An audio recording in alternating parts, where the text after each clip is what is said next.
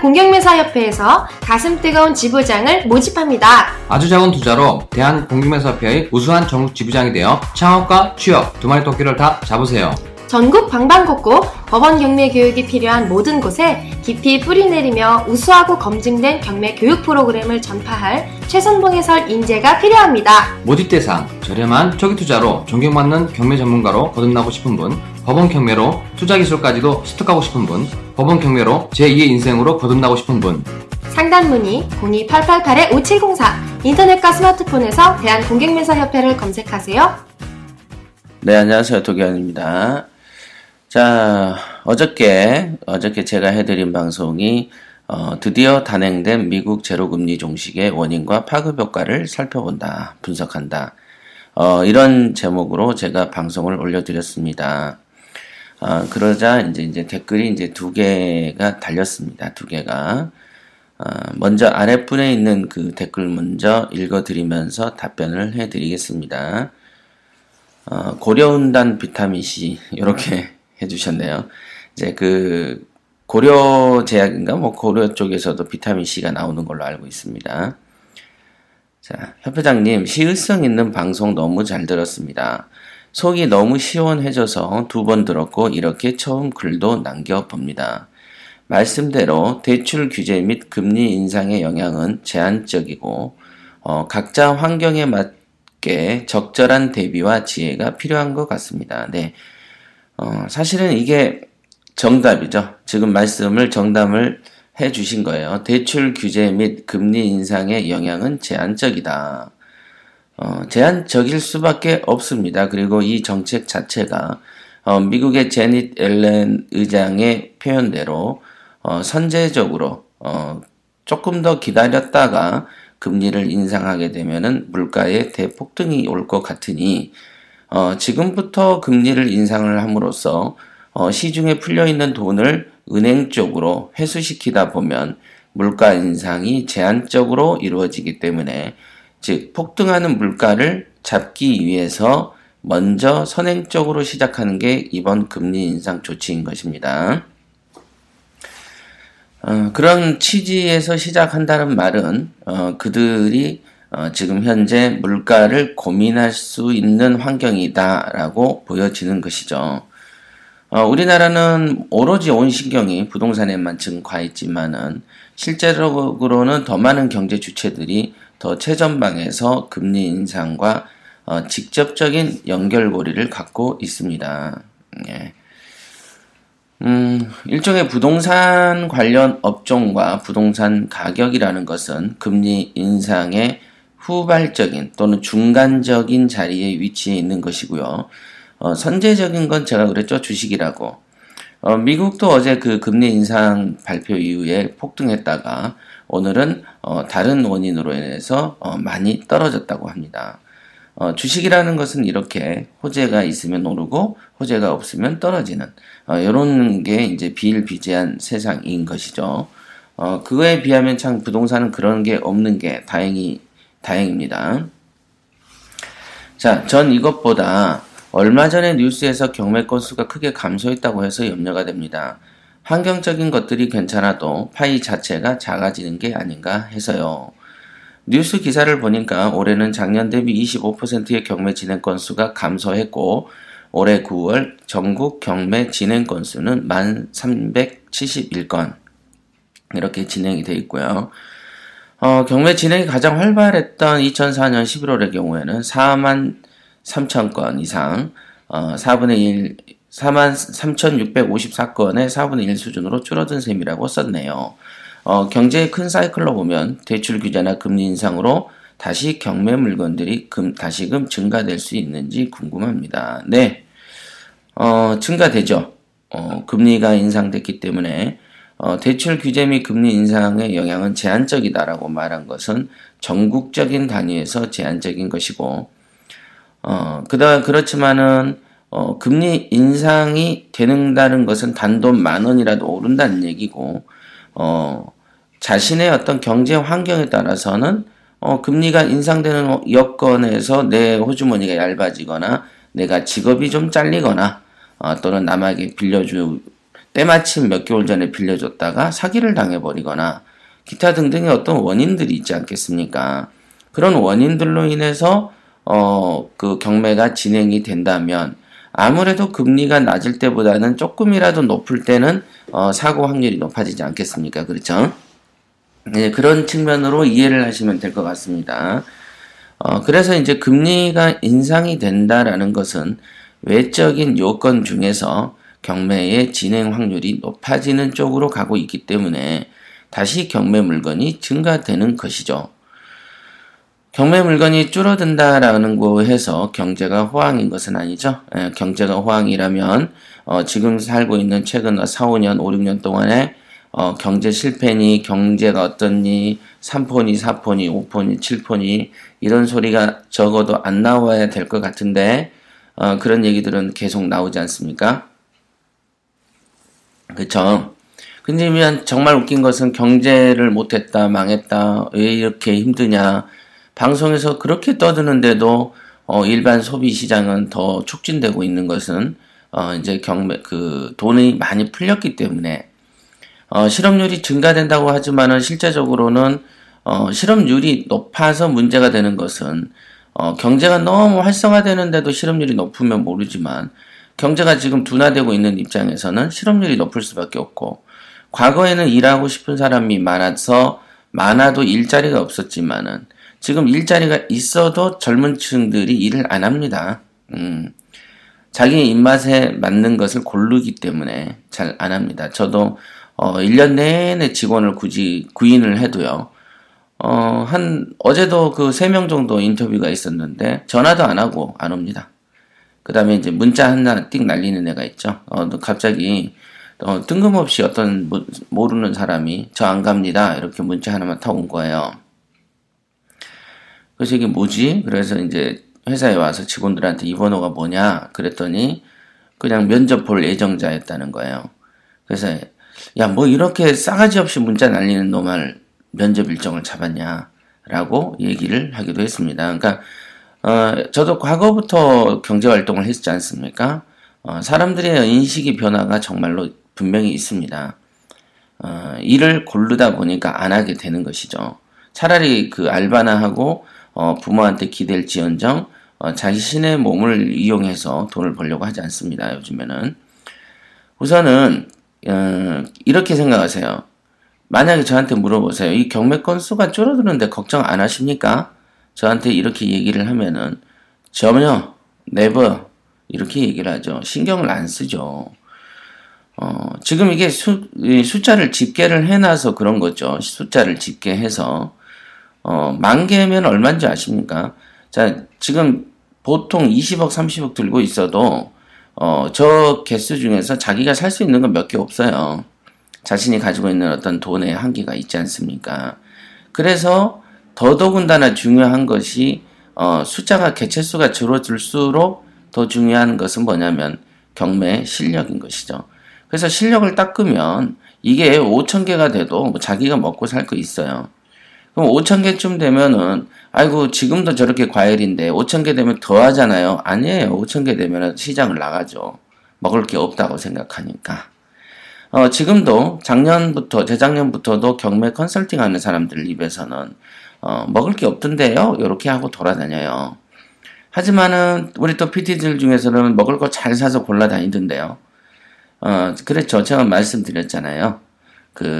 자신의 경매 실력에 달려있는 것이다. 그런 거예요. 그래서 실력이 떨어질 때는 개수가 문제가 되는데, 그쵸. 옛날에는 아무데나 그냥 돌 던져도 그냥 맞으니까. 그런데 실력이, 개체수가 줄어들면은, 우리가 그렇잖아요. 사람이 막 저기서 2만 명이 공격을 해 들어와요, 성으로.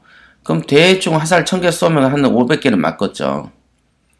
그지만은 한 5,000명이 공격해서 막 넓은 들판을 흩어져서 들어오면 개수를 5,000개를 쏴도 몇 개 맞질 않죠. 그러니까 개체수가 적을 때는 중요한 것은 화살의 적중률이죠. 그렇죠. 눈 감고 쏴도 맞는 것은 개나기동이나 경매에 성공하던 시절은 이미 지나갔다라고 제가 늘 말씀드렸고, 이제는 갈수록 머리를 쓰고 실력이 조금 더 있는 사람들이 활동 무대가 접어들고 있는 것입니다. 그렇게 되는 거예요. 그래서 이 부분은 개수는요, 지금 10,000개도 많습니다. 10,000개도. 말을 안 해서 그렇지, 만약에 10,000개라는 숫자를 적지 않고, 들판에 내 사냥터에 10,000개가 돌아다니면, 내가 한 마리, 두 마리를 잡아서 5개월도 살고 3개월도 산다라고 보면, 10,000개도 어마어마하게 많은 것이죠. 어마어마하게. 물건 없어서 돈 못 번다는 얘기는 지금까지 들어본 적은 없고, 만약에 누군가가 그런 말을 한다면 그 사람은 때 재벌급 됐다라고 봐야 되겠죠. 그러나 실제로 저 같은 경우도 지금까지 물건의 개체 수를 가지고 그 생각을 하거나 거기에 정신이 팔려 본 적이 없습니다. 어차피 나야가 먹을 건 천지에 널려 있다라는 게 지금도 제가 가지고 있는 생각이고요. 돈 없어서 물건 못 잡지, 물건 없어서 못 잡는 건 없습니다. 그죠? 그래도 이게 투자를 한다고 하면 제가 아마 방송에서 꾸준하게 말씀드렸던 부자 마인드의 원리를 깊이 깨달으셔야 되고, 간단하죠. 옛날에는 한 손을 3번만 움직여서 돈을 벌었다면 요즘에 환경이 바뀌어서 손을 6번 움직여야지 밥을 먹는다. 그럼 6번 움직이면 되죠. 왜? 환경이 바뀌었으니까. 그런데 3번만 움직여도 먹었던데 앞으로 6번 움직여야지 밥을 먹는데 어떡하지? 라고 생각하면 안 되죠. 그죠? 그냥 환경이 바뀌는 것입니다. 야, 어저께는 우산 없이 출근했는데 오늘은 우산을 들고 나가야 되지? 어떡하지? 야, 어제는 눈이 안 와가지고 좋았는데 내일 모레쯤에 눈이 와서 내 차를 탈 때 눈에서 미끄러지면 어떡하지? 자, 생각을 어떡하지 한다고 내 삶은 바뀐 건 없고요. 단지 눈이 오면은 그냥 스노우 체인을 갖다가 꼭꼭 달리면 되고, 그렇지 않을 때는 대중교통을 타면 되는 것이죠. 즉 뭐냐면, 우리가 일상생활에서 어떤 삶이 변화할 때, 그거에 관해서 얼마나 많은 신경을 쓰고 사십니까? 신경 안 쓰거든요. 우리가 한 달 있다가 점심때, 화요일 날 점심때 뭐 먹을 거 계획하나요? 생각 안 하죠. 똑같은 겁니다. 우리가 내일 모레 뭐 하지? 이런 생각 잘 안 하고 사는 것처럼, 또는 우리가 점진적으로 이렇게 생각을 해보세요. 우리가 아기 때에서 유년 시절을 날 때는 몸덩어리가 급격하게 커진 것이 보입니다만은 20살 넘어서부터는 몸이 이렇게 막 급격하게 변한 거는 보이지 않아요. 그쵸? 그러면서 그렇다고 해서 많이 안 변한 거가 아니고 나이가 들면서 노쇠해지지 않습니까?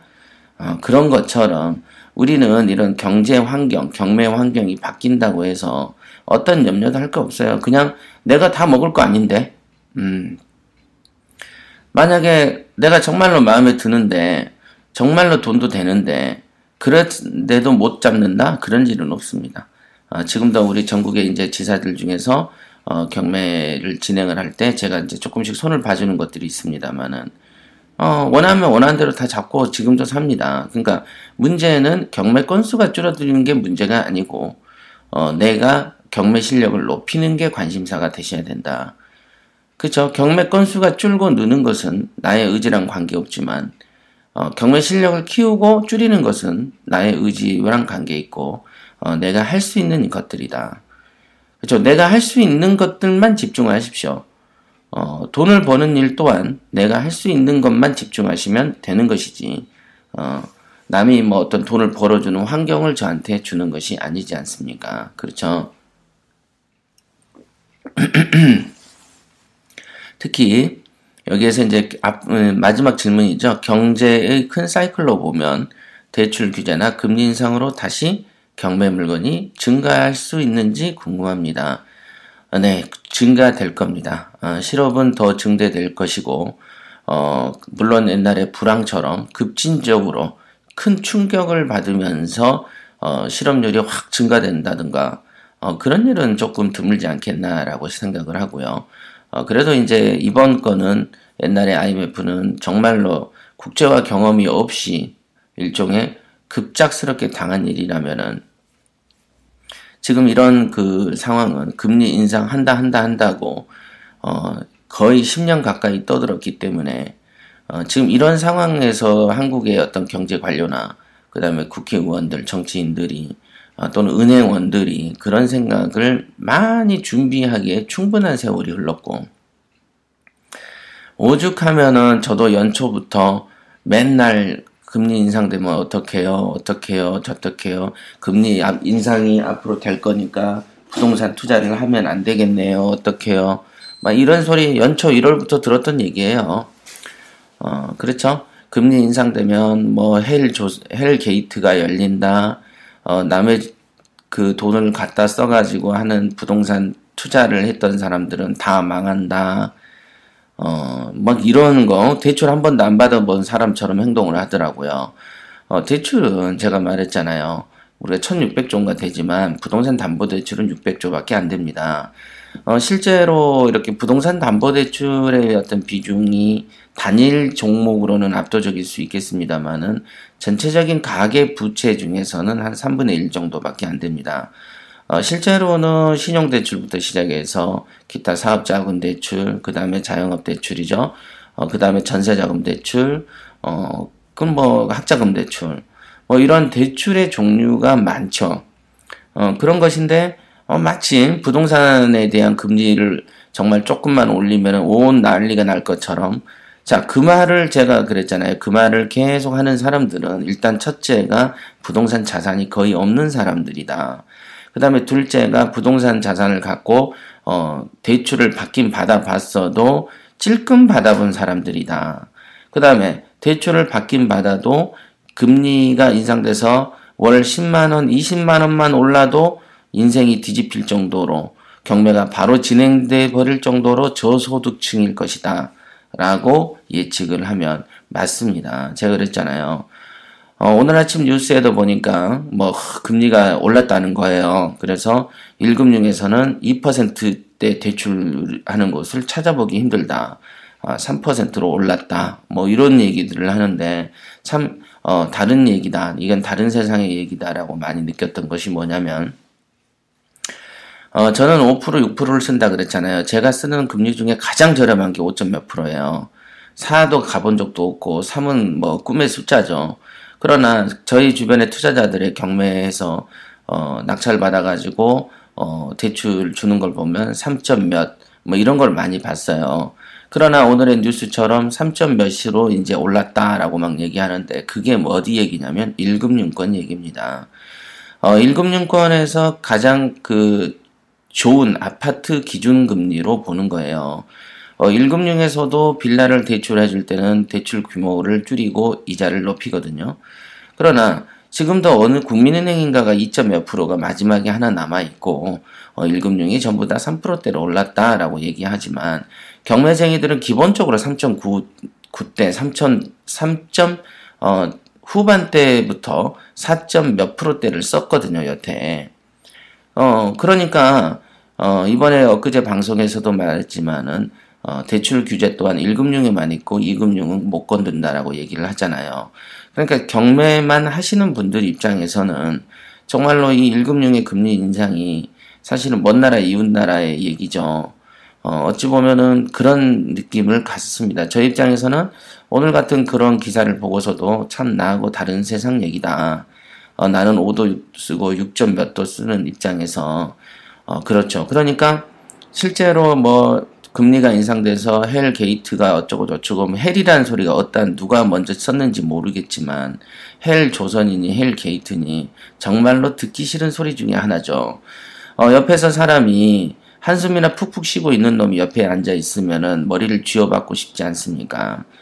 옆에서 동일한 상황을 겪었을 때 긍정적이고 적극적인 사인을 주는 놈이 친구를 하고 싶지. 옆에서 그냥 병신같이 자꾸 한숨만 쉬어대고 이러니 저러니 걱정하고 있지도 않는 그 헬이라는 헬은 지옥 아닙니까? 그죠? 그런 단어를 써가지고 막 그 뉴스 하는 데서도 얘기하고 언론에서 부풀리고 막 팟캐스트 방송에서 경제방송 막 하면서 헬 얘기하고 그러는 자신은 그 아침에 출근할 때 샴푸로 머리 감고 얼굴에다가 스킨 바르고 로션 바르고 출근했지 않겠어요? 할 건 다 하고 그러면서 방송한다고 편히 앉아서 수다 좀 떨다가 커피 한 잔 마시면서 할 거 아니겠어요? 무슨 지옥 얘기를 하는 사람이 생활치고는 상당히 호화스러운 생활을 하는 것이죠. 그러니까 자기의 어떤 그 말 한마디들이 다른 사람에게 어떤 영향을 미칠 것인가를 생각도 좀 하면서 헬이라는 말을 써야지. 어떤 경제 주체가 걱정이 된다면 그 걱정스러운 사람들에게 대안을 제시를 해야지. 공포를 어떤 확대하는 방식으로 얘기하는 것 자체가 웃긴 것이요. 아무리 헬 조선이고 헬 게이트여도 자신만은 편안한 장소에서 따뜻한 난방 속에서 방송을 할 환경은 있는가 봅니다. 그게 어떻게 헬입니까? 그죠?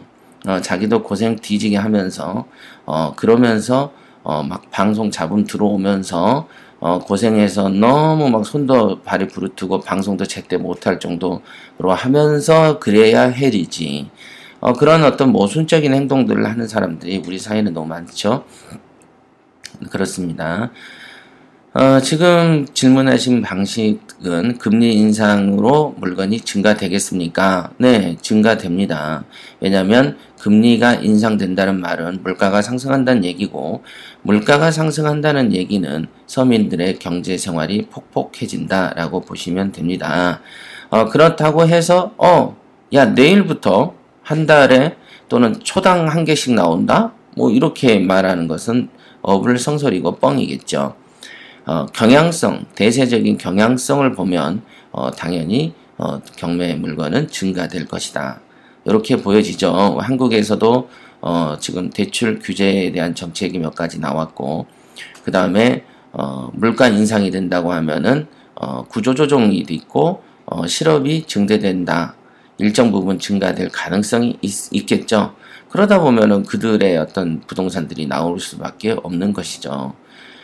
경매로 튀어나오는 게 단지 이자만 못 갚아서 까딱하다가 나오는 게 아니고, 자신들이 어떤 사업도 할 수 있고, 집안 내에 누가 사고를 쳐서 어떤 수가 있고, 뭐, 옛날에도 제가 이렇게 경매를 하다 보면은, 경매로 나온 사연들이 다양합니다.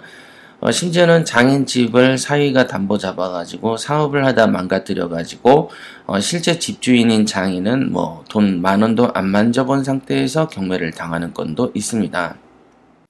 네 죄를 네가 알렸다. 어서 이실직고 하지 못할까? 저는 낙찰받은 죄밖에 없사옵니다. 그러하옵니다. 그저 시키는 대로만 했을 뿐이옵니다. 이런 정령 어디서 배웠는지 말하지 못할까? 실은 인천지사에서 배웠습니다. 그러하옵니다. 그저 투자 감각만 배웠을 뿐이옵니다. 어라, 인천지사 간선역 바로 옆에 있는 그 인천지사 말이더냐? 그러하옵니다. 원리를 깨우쳐주고 왕초보도 쉽게 배울 수 있다고 합니다. 거기다 임대 수리 전략을 꼼꼼히 가르쳐주기로 유명하옵니다. 그래, 만일 거짓일 경우 용서치 않을 것이다. 어느 안전이라고 거짓을 고하겠나이까? 거기가 어디라고? 대한공경회사협회 인천지사이옵니다. 저희 인천지사는 교육 내용 불만족 시 수강료 전액을 환불해드립니다. 032-442-3858. 正道論良仔，謝謝楊國強正道。祝师新年，你叫什么名字？我小景道，新年快乐。一个是在中国耶哦。喂，中国什么名字？ 한국의 대한공경매사협회 일산지사에 가면 실전 경매 가르쳐준다 가이 왔는데요. 우량 물건 검색, 시세 조사, 권리 분석, 명도 상세하게 미션 임퍼서블하게 마스터해주고 있네요. 중국말인데 알아듣겠죠? 신기하네. 양코첸 젠다오. 네, 검색창에 대한공경매사협회 일산지사 대표번호 1670-7089. 자식이 원수라는 말처럼 자식들 때문에 집이 나가는 경우도 많고, 그냥 단지 이자 때문에, 이자가, 제가 그랬죠. 2%가 오른다고 해도, 2억 원을 내가 대출해서 쓸 때 연간 2%가 올라도, 월 30만원 증가된다. 그렇죠? 2억을 연간 2%면 연 400 아닙니까?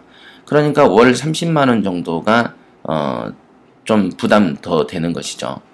그러면 4% 내던 놈이 6%를 냈을 때 월 30만원 증가되는데, 이런 30만원 때문에 단지 금리 인상 때문에 경매가 당하겠는가? 당하지 않습니다. 30만원 때문에 경매를 당할 것 같으면 애들 학자금 때문에 1, 200 때문에 자살할 놈 천지게요. 절대 그렇지 않습니다. 그러니까 지금처럼 금리가 조금만 0.25 정도 기준금리 올랐다고 해서 일생 난리를 칠 정도의 호들갑 떠는 애들의 어떤 그 급여 수준과 생활 수준을 딱 보면은 겨우 컴퓨터에서 자판이나 두들길 수 있는 애들, 그런 수준들의 애들인 것이죠.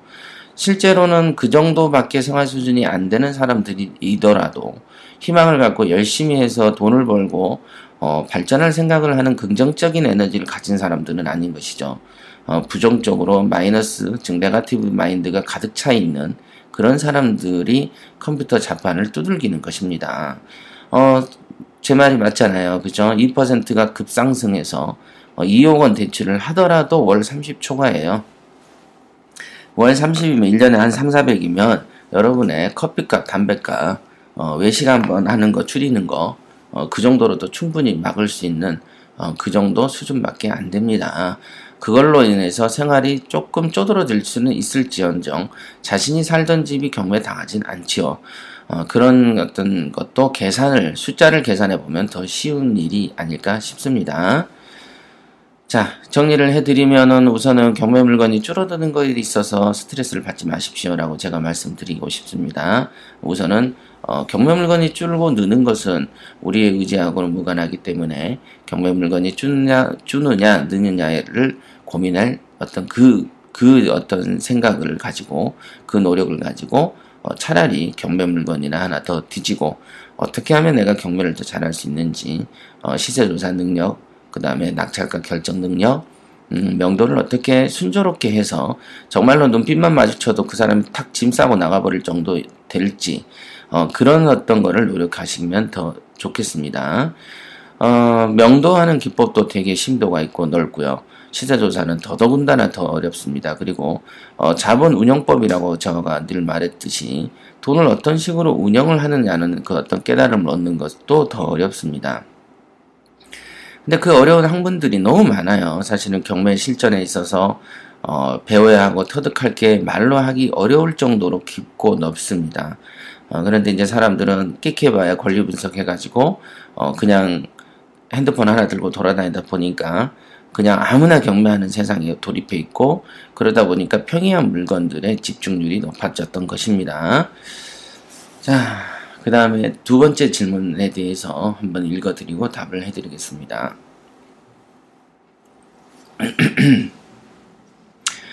자, 안녕하세요 협회장님. 금번 금리 인상에 관해서 좋은 방송을 먼저 감사드립니다. 협회장님 방송 내용을 보고 몇 가지 궁금한 점이 있어서 내용을 남깁니다. 아직 초보자라서 이해가 안 되는 부분입니다. 먼저 양해 부탁드립니다. 네, 감사합니다. 1번 금리가 인상되어도 부자들은 상관이 없다. 화살표 대부분 저희 같은 사람들은 소액을 이용해서 재테크를 하고자 하는 사람입니다. 부자들이야 어떤 상황이든지 돈을 벌고 금리 인하를 하든 상관없겠지만 저희 같은 서민들에게는 큰 문제라고 생각합니다. 네. 금리가 인상되어도 부자들이 상관이 없다라고 하는, 즉 상관이 전혀 없는 사람이 있었겠죠. 상관이 전혀 없는 사람들은 부자긴 부자인데 강남에 있어요. 뭐 현금이 한 30억 있고 아파트 하나 딱 있고 나머지 토지 좀 있는데 아파트도 대출이 거의 없어요. 예를 들어 부자니까. 그러면은 금리가 천하없이 더 올라고 100배 더 올라도 관계없겠죠. 그런데 같은 부자인데, 같은 60억대 100억대 부자인데 한 사람은 부동산 자산이 많아서 부동산에가 융자들이 거의 한 30%에서 50%가량이 쭉 껴있다고 생각하시고 거기서 월세 받아서 이자 주고도 남는 돈을 가지고 월 한 1000에서 2000씩 벌고 있는 부동산 임대 사업자로 성장하는 부자가 있겠죠. 그죠? 그러면 그런 부자들 같은 경우에는 금리가 인상이 되면은 자신의 수익이 줄어들 수밖에 없습니다. 그렇죠? 같은 부자여도 정말 금리랑 전혀 무탈하게 아무 관계없는 부자가 있고 금리의 영향을 조금 받는 부자들도 있을 수 있을 겁니다. 그렇죠? 임대소득이 한 1000에서 2000씩 되면서 되면은 금리가 인상이 좀 되잖아요. 그러면 인상이 되면 그 인상이 되는 만큼 은행에 돈을 더 주는 만큼 자신의 월세 소득이 줄어들겠죠. 그런데 여러분들이 그걸 모르셔서 그런데 저 같은 경우도 이렇게까지는 행세를 안 했습니다만은 제가 사는 부동산들은 주로 처음에 세입자를 넣어놓으면 5년이든 10년이든 그냥 대충 살려버리는 어떤 그런 특징이 있어요, 제가. 왜냐하면 다른 사업을 하다가 정신 팔리다 보면은 그냥 한 해 한 해 넘겨서 잊어버립니다. 최근에 목동에 가지고 있는 부동산도 정말 간만에 전세를 올렸는데 기존에 세상에 1억 2천짜리 지금 전세를 제가 1000에 30 받고 내비둬 버렸던 집도 있었습니다. 그래서 그거를 현실화 시켰어요. 현실화 시켰고, 그러니까 저같이 아마 그냥 대충 하는 어떤 임대사업자도 있겠죠. 저는 이제 부동산을 사서 관리하는 데는 신경이 좀 없고, 사서 처분해서 창고에 집어넣는 방식으로 저는 해버리거든요. 그러나 부동산 임대 소득으로만 이제 주로 사업을 해서 먹고 사는 사람들 입장에서는 안 그렇습니다. 강남에서는요. 금리가 오늘 오르죠. 그러면은 한 1년쯤 되면은 그 인상분만큼 올려버립니다. 월세를. 여러분들 보셨겠지만은 월세 막 그 집주인들이 팍팍 올리는 거 보셨죠? 예. 통상 그 어떤 사회적 경제적인 어떤 제도가 바뀌잖아요. 그래서 어떤 그 금리나 세금 부분, 조세가 증가되잖아요. 그럼 조세나 그 어떤 그 비용의 부담이 되는 부분들은 세입자한테 전가시킵니다. 그것은 동서고금을 막론하고 집을 가진 사람 또는 건물을 가진 사람이 세입자들에게 비용을 전가시킨다는 것은 경제 상식에 속합니다. 그래서 만약에 금리 인상을 조금이라도 시키잖아요. 그러면 오늘 올렸다고 해서 오늘 은행에 내가 2만원, 5만원 더 냈다고 해서 내일부터 바로 야 너 5만원 더 내. 요렇게 해야 못하죠. 왜냐하면 임대차 보호법이라는 게 존재하기 때문에 그렇습니다. 그런 식으로 막 하면은 괜히 수전노 같고 나쁜 놈 같으니까 한 1년 정도 있다가 월세를 올립니다. 지금 그 방송이 얼마 전에 제가 해드렸던 우리 법무사 형님에 있는 건물도 1년이면 5%씩 올리는 거예요. 그러니까 10만원씩 착착 올리는데 그래서 그 형님한테 형님 그럼 이사를 가요. 그랬더니 야 그래도 비슷해. 왜요? 그랬더니 이사를 가도 한 200 이상 쓴다는 거예요. 자기는 200에서 한 300 정도 쓴대요. 그죠? 짐을 옮기고 날르고 거기에 시설하고 그러면 300을 쓴다라고 보면은 월 10만원씩 보면은 30개월 동안에 쓰는 비용인데 만약에 이 사람은 1년에 한 번씩 10만원 올리니까 앞으로 30개월만큼 즉 거의 3년에 해당하는 만큼 돈을 주고 이사를 가느니 여기에 그냥 10만원을 올려주고 있는 게 더 낫다라는 것이죠. 그런 식으로 월세를 올려버립니다. 그러니까 지금 금리 인상되어도 부자들이 상관이 없다라는 것은 어떤 경향성과 대세적인 측면이고요. 여기에서 이제 부자들이 얼마 정도부터를 부자라고 생각하느냐에 관한 문제는 또 별개로 이제 있지 않겠습니까? 뭐 연봉이 1억짜리도 부자라고 여러분들은 치시겠지만 연봉 1억은 이제 중산층이라고 이제 주로 얘기를 하는 어떤 신문을 봤습니다. 그러나 실제로 그 큰 부자들 저도 많이 봤습니다만은 그 사람들은요 이런 거 영향 전혀 안 탑니다. 그 사람들도 바보가 아닌데 금리 인상뿐만 아니라 살아오면서 돈을 벌어오면서 수많은 유동 변수들을 많이 겪었겠죠. 그죠? 돈이 없는 사람들이 겪지 못하는 고민하지 않는 수많은 상황들에 직면하기 때문에 돈이 있는 사람들은 다양한 상황을 겪으면서 해법들을 다 갖고 있고요. 그 다음에 심지어는 전문 세무사하고 회계사까지도 두고 있고 또는 지인들이 그 정도의 재테크를 같이 하고 있기 때문에 그들의 어떤 그들만의 노하우를 공유하고 있기 때문에 돈을 많이 가지고 인맥이 튼튼한 사람들은 빠져나갈 구멍들이 어마어마하게 준비되어 있습니다. 그냥 구멍만 준비되어 있는 게 아니고 그들의 수준 자체가 높습니다. 어떤 돈에 대해서 일종의 이렇게 보시면 돼요. 돈에 관한 한 사자나 호랑이다 라고 보시면 사자나 호랑이가 들판에 그 짐승 사냥 못할 걸 고민하지 않죠.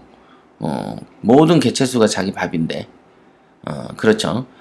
그 조금 적어도 어정쩡한 여우나 이런 짐승들은 먹거리를 고민하지만 사자나 호랑이는 여우 같은 것도 자기 밥이니까 큰 어떤 그 심리적으로 느끼는 위협감이 좀 적죠. 그렇습니다. 그래서 금리가 인상돼도 부자들이 상관이 없다라고 하지만 그 부자들의 어떤 재무 형태나 패턴에 어떤 조금의 다른 어떤 영향은 있겠죠. 왜 영향이 없겠어요? 영향이 있다 없다로 보면 있다. 파리가 한 마리가 와서 여러분의 머리 위에 날아다니다가 가끔 살이 안 쪄요. 그럼 파리 한 마리가 여러분에게 영향이 있다 없다? 있다.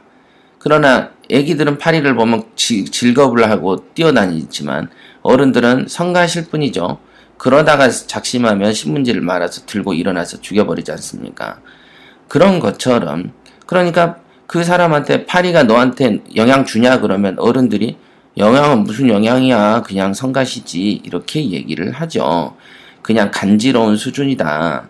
이렇게 보시는 거지 영향이 있다 없다라는 절대적인 객관적 사실로 보면 영향은 있는 것이죠. 그죠? 파리가 없는 것보다 있는 건 영향을 주는 것이죠. 성가시게 했으니까. 그렇게 이제 생각을 하시면 되고요. 대부분 저희 같은 소액을 이용해서 재테크를 하고자 하는 사람들입니다. 그래서 이제 이 금리 인상도요, 아까도 말했지만 서민들이다, 소액을 이용한 재테크를 하는 사람들이다 라고 말씀을 하시지만 그 서민들 중에서도 뭐 금리 인상돼서 10만원, 20만원은 큰 차이 없이 영향 안 타는 그런 월급쟁이들도 많습니다. 저희 우리 소금쟁이나 PT분 중에는 뭐 직장인도 있고, 그 다음에 이제 공무원도 있고, 사업하시는 분도 있고 하지만 적어도 제가 보는 이분들의 경우에 어떤 수익 구조를 봤을 때 단기적으로 금리가 인상돼서 한 달에 20만원 더 나간다고 해서 삶이 쪼들리거나 하는 사람들은 제 소금쟁이 중에는 한 명도 없는 것 같습니다. 거의 다 이제 나름 고액연봉 또는 고액연봉까지는 아니어도 생각 자체가 그렇게 뭐 나만 맞냐 비를 그죠? 세상에 나만 죽으면은 억울해서 죽겠는데 혜성이 부딪혀서 다 죽는데 핵폭탄이 떨어져서 다 죽는데 뭘 억울한 마음이 어디 있습니까? 그죠? 그 마음보다는 내가 살궁리를 하는 것이죠. 억울한 마음은 남들은 다 안 그러는데 나만 이상하게 어떤 처벌을 받거나 나만 영향을 탈 때 억울한 것이죠. 하지만 금리 인상이라는 동일한 경제 변화가 왔을 때 혼자서 억울한 마음을 낼 필요는 없는 것이죠. 그러니까 이거는 마인드와도 연관되어 있다라고 보시면 되겠습니다. 2번 월세 수익률이 장기적으로 보면 높아질 수 있다. 화살표. 저도 협회장님 말씀처럼 장기적으로 보면 금리 상승 이후에 월세 수익률이 늘어날 수도 있다고 생각합니다. 하지만 당장의 경우에는 수익률이 감소할 것 같습니다. 예, 맞습니다. 월세 수익률의 경우 협회장님이 예를 드신 금융위기라든지 IMF 때는 지금처럼 전세의 월세화가 그리 많이 진행되지 않는 상황에서 현재처럼 전세가 월세화되는 시점에서는 금리가 올라간다면 월세의 물량 증가와 금리 인상이 결합되어서 단기적으로는 월세 수익률 감소가 일어날 것 같습니다. 네, 예, 맞는 생각이십니다. 금리 인상이 결합이 되고 여기에 있는 그 월세 물량 증가 저는 이건 뭔 뜻인지 모르겠습니다. 과거에는 제가 처음에 언급했던 금융위기하고 IMF 때는 전세가 되게 많았죠. 전세라는 것은요, 전 세계에서 한국에만 존재하는 방식입니다. 전 세계 어딜 가도 소량의 보증금을 내고 100% 월세입니다. 전세라는 단어는 존재하지 않습니다. 그러나 한국형의 어떤 이제 전세 제도가 유지되다가 이제 그 세계화가 되다 보니까 점점 전세는 사라지고 서울에는 이런 말이 있습니다. 강북, 강남을 통틀어서 전세가 빛의 속도로 사라진다라는 말들이 공공연하게 있습니다. 그만큼 이제는 월세 강화 쪽으로 가고 있는 것이죠. 세대가 조금씩 더 바뀔수록 이제는 월세화가 더 진행될 것으로 추정하고 있습니다. 그래서 아마 단기적으로 당연히 금리가 상승되면 첫 번째는 금리 부담, 즉 대출이 많으신 분들은 당연히 금리 부담을 뭐 몇 개월은 지고 1년 가까이 지겠지만 결국에는 월세나 전세에 또는 재계약 시점에 되면 월세를 인상시켜버리는 방향으로 갈 수밖에 없습니다. 그러니까 평균적으로 금리 인상이라는 것은 월세를 강화시켜서 월세 부담이 높아지는 방향으로 흘러갑니다. 통상적으로는 그렇습니다. 그렇게 진행이 된다. 이렇게 보시면 되겠습니다. 그래서 월세가 높아지게 되면 당연히 옛날에는 월세가 높고 금리도 저렴해서 큰 이득을 벌였고, 지금은 예를 들면은 금리가 인상된 만큼 나중에는 월세가 올라가기 때문에 그 은행에 대한 수익률은 건물 주인 입장에서는 비슷비슷해지겠죠. 오히려 금리가 인상되면 인상될수록 어떻습니까? 신규 주택의 매입량이 줄어들겠죠. 그러니까 가진 사람은 몇 채를 더 살 수 있지만 돈이 별로 없는 사람은 새롭게 집을 사기는 어려워지겠죠. 거기서 빈부격차가 설설 더 나는 것입니다. 특히 그 부동산을 대출을 할 때나 구입할 때는 그 사람의 소득 수준, 즉 소득 수준 LTV인가요? 그 다음 DTI, 요 두 가지를 고려해서 대출 규모를 확정한다는 뜻은 뭐냐면 현실적으로 소득이 좀 낮은 사람은 대출량이 줄어든다는 얘기고, 그런 사람들이 내 집 마련하기는 갈수록 어려워진다는 얘기고, 내 집 마련을 하기 어려워진다는 얘기는 다른 사람 집에서 전세나 월세를 살아야 된다는 얘기고, 전세는 갈수록 제도나 문화의 변화로 인해서 사라진다고 보면 거의 다 월세 형태로 전환된다라고 볼 때, 결국은 소득 수준이 낮은 사람은 집 갖기는 요원해지고 월세의 비중, 월세의 부담은 갈수록 높아지기 때문에 생활이 더 어려워질 가능성이 농후해지는 것이죠. 그래서 금리가 인상된다는 것은, 그래서 금리가 인상되기 전에 저금리일 때 자기 집이라도 하나 사놓고 자기가 벌어서 빚을 갚아가는 방식으로 집을 하나 사놓는 게 좋지, 가면 갈수록 내 집 마련은 어려워질 것입니다.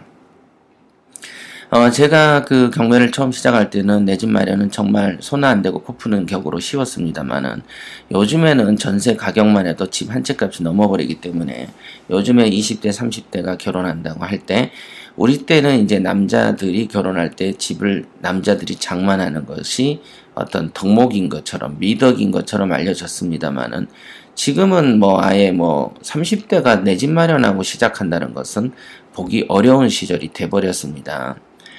부동산이 떨어진다라고 떠들었던 그 많은 사람들에게 물어보십시오.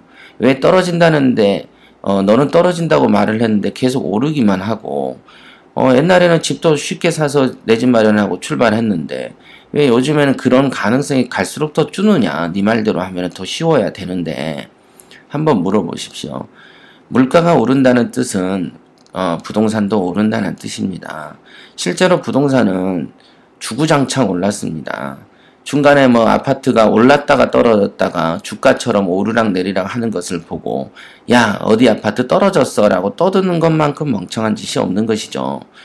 그럼 주가도 그렇잖아요. 주가는 오늘 아침에도 그냥 오르락 내리락 하면 한 입으로 야 올랐다 내렸다 이렇게 떠드실 건가요?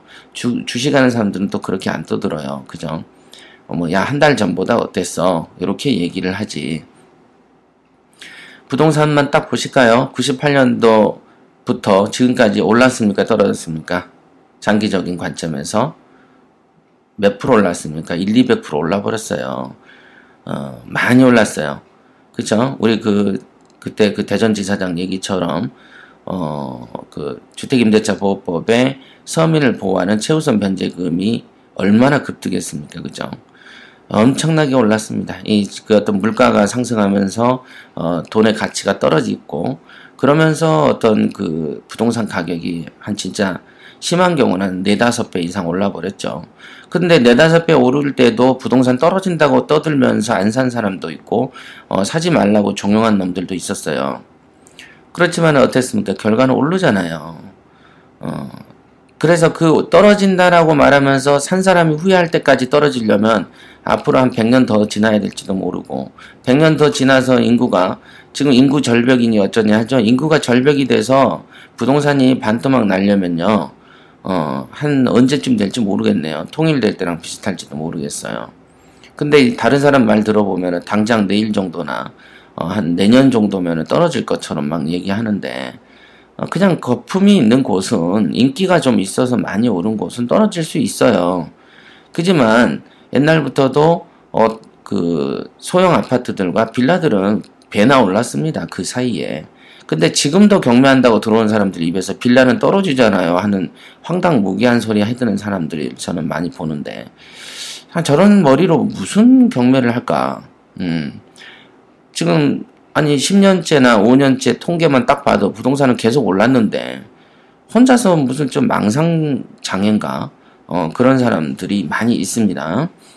뭐 어떤 부동산은 떨어지고 어떤 부동산은 오르기도 하겠죠. 사람은 어떤 놈은 죽고 어떤 놈은 살잖아요. 그리고 어떤 놈은 성공하고 어떤 놈은 떨어지듯이 대한민국에서 사는 사람이 다 잘 사는 것도 아니고 그죠? 아프리카에서 사는 사람들 입장에서 보면은 한국 사람들은 굉장히 어떤 천국처럼 보이지만은 이 천국 같은 한국에서도 지옥 외치는 놈 있고 여기에서도 빌빌 싸는 놈 있고 잘 사는 놈 있고 오르락 내리락 많잖아요. 한국 입장에서 옛날에는 미국은 아메리칸 드림이라 그래서 미국이 세계 선진국가이니까 어마어마하게 잘 사는 것만 있는 것 같지만 길거리 노숙자도 천지에 널려 있어요. 그런 것처럼 그러기도 하고 이러기도 하는 것이죠. 네. 자, 3번. 그러니까 지금 이번에 말씀하신 것처럼 단기적으로는 당연히 월세 수익률의 감소가 일어날 것 맞습니다. 제대로 짚으신 거 맞고요. 3번. 부동산 시장의 관망으로 인해서 전체적인 매매가 줄어들 경우입니다. 경매로 낙찰 후 임대 또는 매매가 어려워질 경우에 돈이 여유 있는 분들은 버틸 수 있겠지만 저처럼 대출을 협회장님 말대로 찢어지게 받은 경우 수익률이 나올 때까지 버틸 수 있을지 의문입니다. 네, 요 3번 말은 조금 착각을 일으키신 것 같습니다. 자, 경매로 낙찰 후 임대 매매가 이루어질 경우, 자, 대출 규제가 된다라는 말은 또 금리가 인상되는 경우에는 직접적으로 금리 인상의 영향을 받는 것을 현실적으로 느낀 연후에 부동산 매입을 안 하는 사람도 있겠지만 지레짐작으로 겁먹고 경매 시장을 탈출하고 도망가는 사람들, 즉 소비의 위축, 부동산 매수의 위축을 하는 사람들도 더 많지 않겠습니까? 그러면 상대적으로 경매의 낙찰률은 떨어지겠네요. 그죠? 그러면은 우리가 한 번이라도 더 떨어진 다음에 살 가능성도 농후해지겠네요. 그러면은 시세 차익이 볼 가능성이 높아지겠네요. 그죠? 자, 그러면 낮은 금액에서 샀네요. 지금 말씀대로 매매가 줄어들고 시장의 관망 형태로 돌아서서 이렇게 되면, 그죠? 그러면 경매 시장은 적어도 고수익 구조로 갈 확률이 높아지고 있겠네요. 그러면 관망 형태로 해서 집을 사지 않는다면 그 사람들은 길거리에 나앉지는 않겠고 전세나 월세를 살겠네요. 그러면 상대적으로 전세나 월세를 내기가 좋아지겠네요. 옛날에 IMF 때 부동산이 폭락한다고 할 때 저는 경매시장에서 한산한 경매시장에서 많이 주웠고요. 집을 수리해놓고 내놓으면 바로 전월세가 나갔습니다. 예. 실제로 전월세가 나가기에 가장 좋은 환경이 금리 인상 구조죠. 금리가 너무 저금리다 보니까 돈을 집을 사서 안 되거나 집을 별로 정상적인 구조하에서는 사기 어려운 사람들이 저금리 대출을 받아서 집을 사버리는 경우들이 많이 생겼습니다만은 그 다음에 정부가 정책자금을 밀어줘서 전세자금 대출을 밀어줘서 그렇지 전세자금 대출을 밀어주지 않았다면 그 사람들은 월세를 살 수밖에 없는 사람들이고 국가의 저렴한 어떤 그 저금리에 대한 대출을 받아서 전세자금 대출을 받아서 저렴한 이자를 정부에게 주고 그 다음에 살았다면 지금은 만약에 금리를 올려버리면은 전세 사는 사람들 숫자가 줄어들면서 월세화 될 가능성이 농후해지겠네요. 그죠?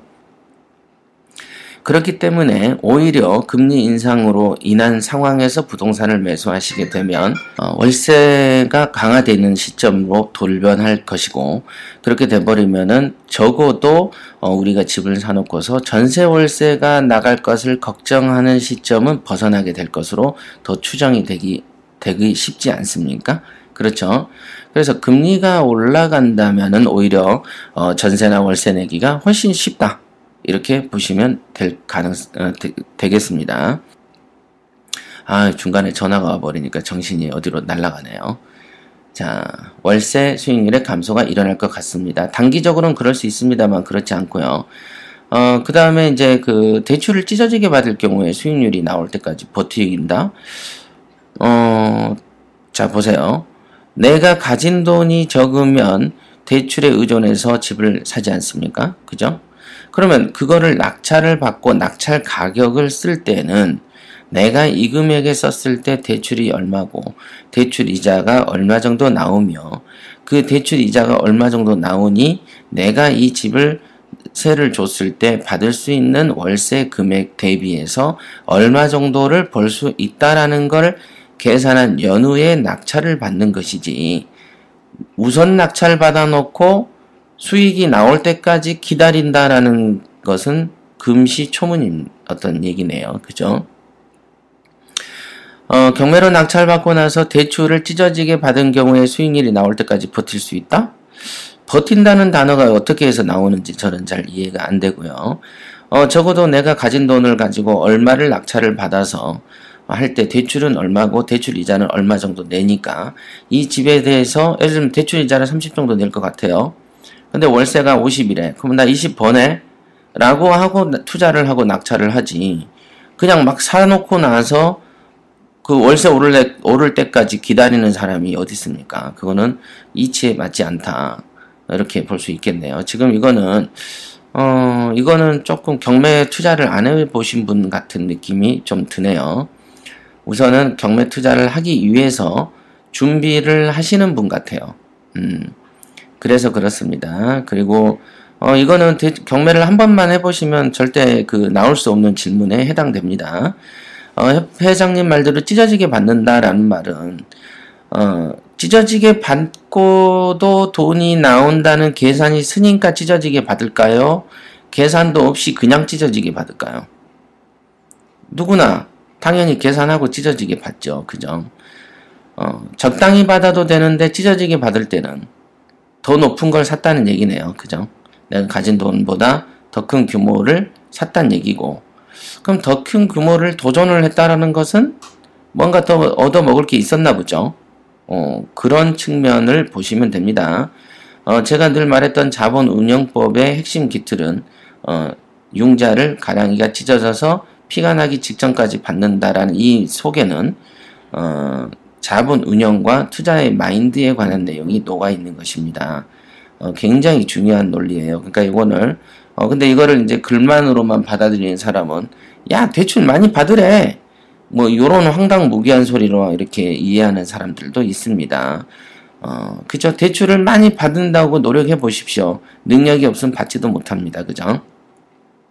그리고 이제 경매를 하는 사람이 보통 우량물건 검색 훈련만 해도 3개월씩 하고 2개월씩 하고 시세조사가 손가락이 부르트도록 타이핑을 쳐대는 사람이 갑자기 낙찰가를 쓰고 융자를 받을 때만은 갑자기 멍청해지고 충동적으로 변하겠습니까? 그렇지 않겠죠.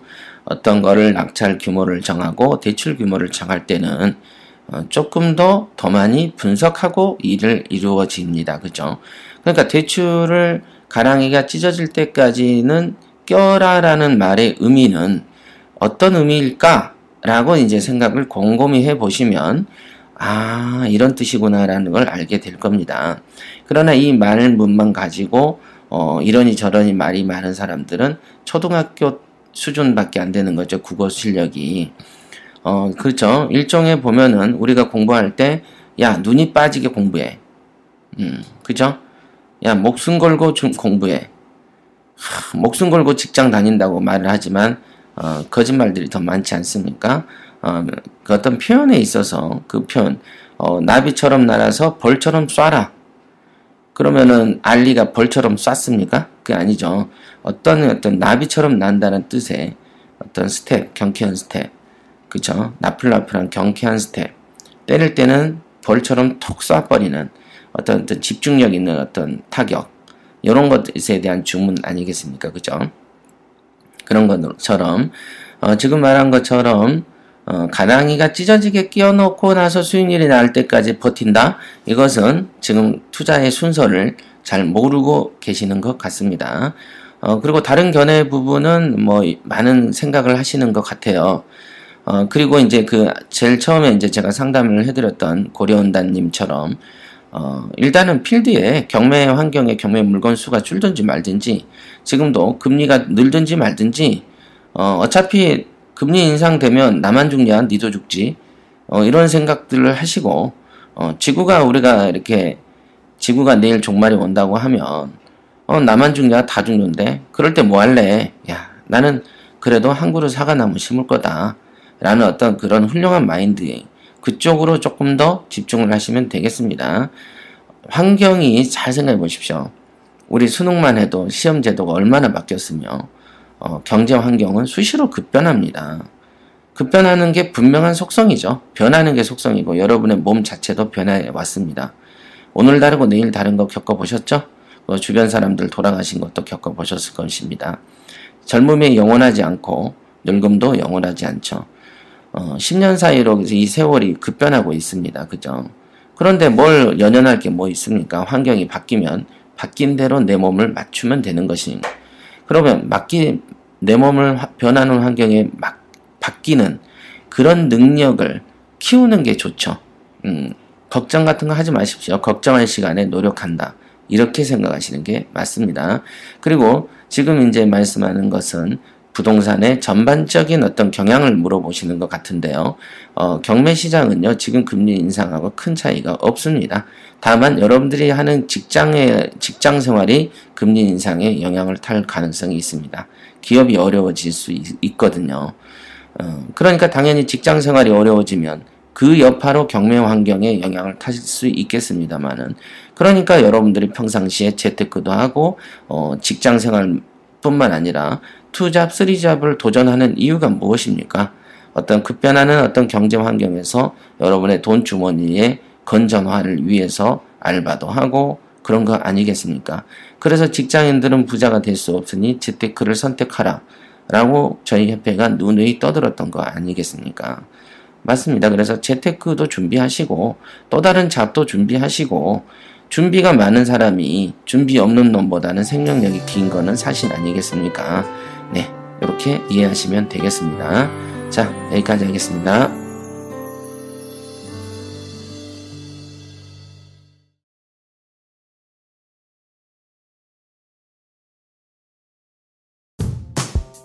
PT의 매력을 한마디로 표현하면 완전 마스터해버린 거지, 한마디.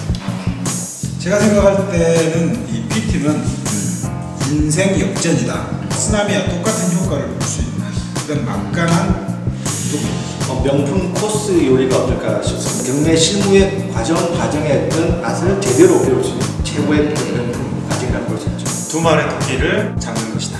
이론과 실무를 성과를 동시에 얻을 수 있는, 그래서 두 마리 토끼를 잡는 것이다. 쓸어불어.